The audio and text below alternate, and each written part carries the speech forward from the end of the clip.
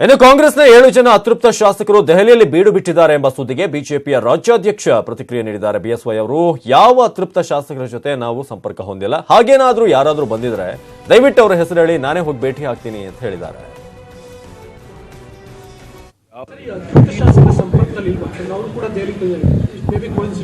ಯಾರನ್ನ ಬಂದಿದ್ದಾರೆ ನನ್ಗಾರು ಹೇಳೋರು, ಹೆಸರು ಹೇಳೋದು, ಯಾರು ಒಂದು ಭೇಟಿ ಮಾಡು, ಕರ್ಕೊಂಡು ಹೋಗೋದು, ಭೇಟಿ ಮಾಡಿ. ಅಲ್ಲರೇ, ನನಗೆ ಗೊತ್ತಿರೋ ಪ್ರಕಾರ ಯಾವುದೇ ಅತೃಪ್ತ ಶಾಸಕರು ಡೆಲ್ಲಿಲಿದ್ದಾರೆ ಅನ್ನುವಂಥ ಸುಳಿವು ಇದುವರೆಗೆ ಮಾಧ್ಯಮದವರು ಕೊಟ್ಟಿಲ್ಲ. ಯಾವುದೇ ಎಲೆಕ್ಟ್ರಾನಿಕ್ ಪ್ರಿಂಟ್ ಮೀಡಿಯಾದಲ್ಲಿ ನನಗೆ ಒಂದು ಹೆಸರು ಇದುವರೆಗೆ ಈಚೆಗೆ ಬಂದಿಲ್ಲ. ಇದು ವಾಸ್ತವಿಕ ಸತ್ಯಾಂಶ.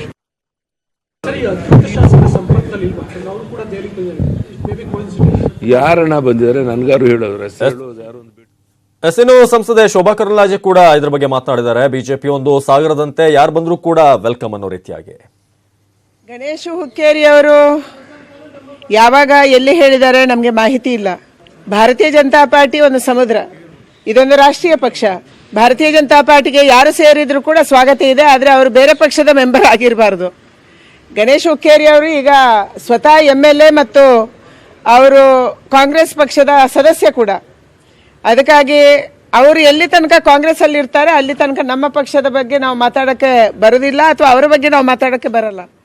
ಯಾವಾಗ ಅವರು ಕಾಂಗ್ರೆಸ್ ಅಲ್ಲಿ ಇರಲ್ವೋ ಅವತ್ತು ಭಾರತೀಯ ಜನತಾ ಪಾರ್ಟಿಗೆ ಅವರಿಗೆ ಸ್ವಾಗತ ಇದೆ, ಯಾರೇ ಬಂದರೂ ಸ್ವಾಗತ ಇದೆ. ಇನ್ನು ನಾನು ಬಿಜೆಪಿಗೆ ಹೋಗಲ್ಲ, ಕಾಂಗ್ರೆಸ್ನಲ್ಲೇ ಇರ್ತೀನಿ, ಬಿಜೆಪಿ ಹೋಗ್ತೇನೆ ಅಂತ ಕಾಮಿಡಿ ಮಾಡಿದ್ದು ಅಷ್ಟೇ ಅಂತ ಚಿಕ್ಕೋಡಿ ಸದಲಗ ಶಾಸಕ ಗಣೇಶ್ ಹುಕ್ಕೇರಿ ಅವರು ಕ್ಲಾರಿಫಿಕೇಶನ್ ಕೊಟ್ಟಿರೋದು. ನಾನು ಬಿಜೆಪಿಗೆ ಹೋಗಲ್ಲ, ಕಾಂಗ್ರೆಸ್ನಲ್ಲೇ ಇರ್ತೀನಿ, ಸುಮ್ಮನೆ ಜೋಕ್ ಮಾಡಿದೆ ಅಷ್ಟೇ ಅಂತ. ಇದು ಜೋಕ್ ಎಷ್ಟು ಮಟ್ಟಿಗೆ ಕಾಸ್ಟ್ಲಿ ಆಗುತ್ತೋ ಗೊತ್ತಿಲ್ಲ ಸದ್ಯಕ್ಕೆ, ಆದ್ರೆ ಕಾಮಿಡಿ ಮಾಡಿದ್ದೆ ಅಷ್ಟೇ. ಟ್ವಿಟರ್ನಲ್ಲಿ ಗಣೇಶ್ ಹುಕ್ಕೇರಿ ಸ್ಪಷ್ಟನೆಯನ್ನು ಕೊಟ್ಟಿದ್ದಾರೆ. ಚಿಕ್ಕೋಡಿ ಸದಲಗ ಶಾಸಕರು, ಆ ಮೂಲಕ ಗಣೇಶ್ ಹುಕ್ಕೇರಿ ಅವರು ಬಿಜೆಪಿಗೆ ಸೇರುವಂತ ವಿಚಾರ ಏನಿದೆ ಅದು ದೊಡ್ಡ ಮಟ್ಟದಲ್ಲಿ ಈಗ ಸುದ್ದಿ ಆಗ್ತಿದೆ. ಕಾಂಗ್ರೆಸ್ನ ನಾಯಕರಿಗೆ ಈ ಜೋಕ್ ಬಹಳ ದುಬಾರಿ ಆಗುವಂತ ಎಲ್ಲಾ ಚಾನ್ಸಸ್ ಇದೆ. ಯಾಕಂದ್ರೆ ಬಿಜೆಪಿಗೆ ಹೋಗ್ತೀನಿ ಅಂತ ಕಾಮಿಡಿ ಮಾಡಿದ್ದೆ ಅಷ್ಟೇ, ಜನವರಿ 19ಕ್ಕೆ ಜಾಯ್ನ್ ಆಗ್ತಿದ್ದೀನಿ ಅಂತ ಟ್ವಿಟರ್ನಲ್ಲಿ ಅಲ್ಲೂ ಕೂಡ ಗಣೇಶ್ ಹುಕ್ಕೇರಿ ಅವರು ಕ್ಲಾರಿಫಿಕೇಶನ್ ಅನ್ನು ಕೊಟ್ಟಿದ್ದಾರೆ. ಕೇವಲ ಕಾಮಿಡಿ ಆಗಿತ್ತಷ್ಟೇ, ಭಾರತೀಯ ಜುಮ್ಲಾ ಪಾರ್ಟಿ ಅಂತ ಕೂಡ ಹೇಳಿದ್ದಾರೆ. ನಿನ್ನೆ ಸಾಯಂಕಾಲ ಹಾಗೂ ನಮ್ಮ ನಾಯಕರಾದ ಸನ್ಮಾನ್ಯ ಸಿದ್ದರಾಮಯ್ಯ ಅವರು ಕೂಡಿ ಬೆಳಗಾಂದಲ್ಲಿ ಕಾರ್ಯಕ್ರಮ ಮುಗಿಸಿ ಹುಬ್ಳಿಗೆ ಹೋಗಿ ಮುಂದಿನ ಚುನಾವಣೆ ಬಗ್ಗೆ ಚರ್ಚೆ ಮಾಡ್ತಾ ಇದ್ವಿ. ಮಾಧ್ಯಮನು ಬೆಳಗ್ಗೆ ಫೋನ್ ಮಾಡಿದರು. ಅವು ಪದೇ ಪದೇ ನಮ್ಮ ಜೋಡಿ ತಮಾಷೆಯಾಗಿ ಮಾಡಿ ಯಾವಾಗೂ ನಗುತ್ತಾ ಈ ಭಾಗದಾಗ ಅಭಿವೃದ್ಧಿ ಆಗಲಿ ಬೇರೆ ವಿಷಯದಾಗ ಚರ್ಚೆ ಮಾಡುವಾಗ ಬೆಳಗ್ಗೆ ಫೋನ್ ಮಾಡಿದಾಗ ಸುಮ್ಮ ಜೋಡಿ ಒಂದು ತಮಾಷೆಗಾಗಿ ಇವತ್ತು ನಾನು ಆ ರೀತಿ ಒಂದು ಹೇಳಿಕೆಯನ್ನು ಕೊಟ್ಟೀನಿ. ಆ ನಿಟ್ಟಿನಲ್ಲಿ ಇವತ್ತು ಕಾಂಗ್ರೆಸ್ ಪಕ್ಷದಿಂದ ನಾವಾಗಲಿ ನಮ್ಮ ನಾಯಕರಾದ ಸನ್ಮಾನ್ಯ ಪ್ರಕಾಶ್ ಹುಕ್ಕೇರಿ ಅವರು ಈ ಭಾಗದ ನಮ್ಮ ಎಲ್ಲ ಕಾರ್ಯಕರ್ತರು ನಿಜವಾಗೂ ಇವತ್ತು ಸ್ಥಾನಮಾನ ಆಗಲಿ ಇವತ್ತು ಶ್ರಮೆಯಿಂದ ಈ ಭಾಗದ ಅಭಿವೃದ್ಧಿ ಮಾಡಬೇಕಾದ್ರೆ ಕಾಂಗ್ರೆಸ್ ಪಕ್ಷದಿಂದ ಮಾಡುವಂಥ ಸಂದರ್ಭದಲ್ಲಿ ಹೇಳಿ ಮುಂದೆ ಬರೋ ದಿನಮಾನದಲ್ಲಿ ಲೋಕಸಭಾ ಚುನಾವಣೆಯಲ್ಲಿ ನಾವು ಕಾಂಗ್ರೆಸ್ ಪಕ್ಷದಿಂದ ಇವತ್ತು ಈ ಭಾಗದಲ್ಲಿ ಪ್ರಚಾರವನ್ನು ಮಾಡಿ ಇವತ್ತು ನಿಜವಾಗೂ ನಮ್ಮ ತಾಯಿ ಅಂದ್ರೆ ಕಾಂಗ್ರೆಸ್. ಈ ಬಗ್ಗೆ ಹೆಚ್ಚಿನ ಮಾಹಿತಿಯನ್ನು ನೀಡ್ತಾರೆ ನಮ್ಮ ಪ್ರತಿನಿಧಿ ಲೋಹಿತ್. ಈಗ ಶಾಸಕರು ಏನೋ ಚಿಕ್ಕೋಡಿ ಶಾಸಕರು ಗಣೇಶ್ ಹುಕ್ಕೇರಿ ಬಹಳ ಚೆನ್ನಾಗಿ ಜೋಕ್ ಮಾಡ್ತಾರಂತ ಕಾಣಿಸುತ್ತೆ ಅಲ್ವಾ ಲೋಹಿತ್?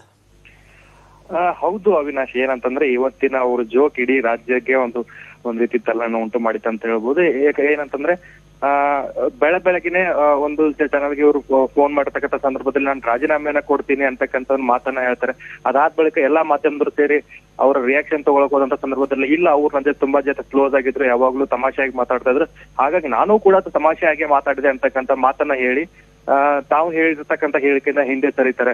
ಎಲ್ಲೋ ಒಂದ್ ಕಡೆ ಇದನ್ನೆಲ್ಲ ಗಮನಿಸಿದಾಗ ಇದೆಲ್ಲೋ ಒಂದ್ ಕಡೆ ಚುನಾವಣೆ ಸಮೀಪ ಬರ್ತಾ ಇದೆ, ಹಾಗಾಗಿ ಏನೋ ಚುನಾವಣೆ ಕಿಮಕ್ಕೋಸ್ಕರ ಈ ರೀತಿ ಮಾಡಿದ್ರ ಅಥವಾ ಬೇರೆ ಯಾವ್ದಾದ್ರು ಉದ್ದೇಶಕ್ಕಾಗಿ ಮಾಡಿದ್ರ ಅಥವಾ ಹೇಳಿಕೆ ನೀಡಿದಾದ್ಮೇಲೆ ಯಾವ್ದಾದ್ರು ಒತ್ತಡಕ್ಕೆ ಮಾಡಿದ್ದು ಮತ್ತೆ ವಾಪಸ್ ಈ ರೀತಿ ಹೇಳಿಕೆಯನ್ನು ನೀಡ್ತಾ ಇದಾರ ಅಂತಕ್ಕಂಥ ಚರ್ಚೆಗಳು ಈಗ ಸಾಕಷ್ಟು ಗ್ರಾಸ್ ಆಗಿರ್ತಕ್ಕಂಥದ್ದು. ಅವಿನಾಶ್, ಧನ್ಯವಾದ ಮಾಹಿತಿಗಾಗಿ ಲೋಹಿತ್.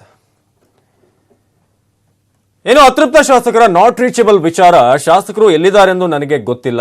ಬಸವ ಕಲ್ಯಾಣ ಶಾಸಕ ಬಿ ನಾರಾಯಣ ರಾವ್ ಹೇಳಿಕೆಯನ್ನ ಕೊಟ್ಟಿದ್ದಾರೆ.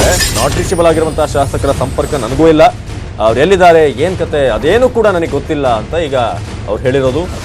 ಶಾಸಕರು ಎಲ್ಲಿದ್ದಾರೆ ಅನ್ನೋದ್ರ ಬಗ್ಗೆ ನಮಗೂ ಕೂಡ ಕುತೂಹಲ ಇದೆ, ನಾವು ಕೂಡ ಪ್ರಯತ್ನವನ್ನ ಮಾಡ್ತಿದೀವಿ ಅನ್ನೋ ನಿಟ್ಟಿನಲ್ಲಿ ಹಾವೇರಿಯಲ್ಲಿ ಬಿ ನಾರಾಯಣ ರಾವ್ ಹೇಳಿಕೆಯನ್ನ ಕೊಟ್ಟಿದ್ದಾರೆ. ಬಸವ ಕಲ್ಯಾಣದ ಶಾಸಕರು ಸದ್ಯಕ್ಕೆ ಅತೃಪ್ತ ಶಾಸಕರ ಬಗ್ಗೆ ಯಾವುದೇ ಮಾಹಿತಿ ಇಲ್ಲ, ಸಂಪರ್ಕಕ್ಕೂ ಸಿಕ್ಕಿಲ್ಲ.